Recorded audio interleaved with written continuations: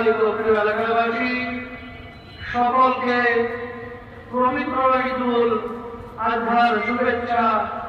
Eid Mubarak, Eid Mubarak, Eid Mubarak.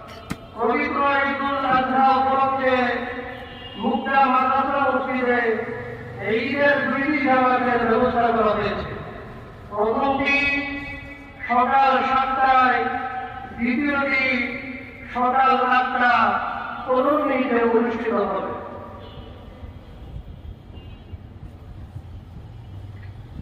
Guys, Eid Mubarak, Eid Mubarak, Eid Mubarak.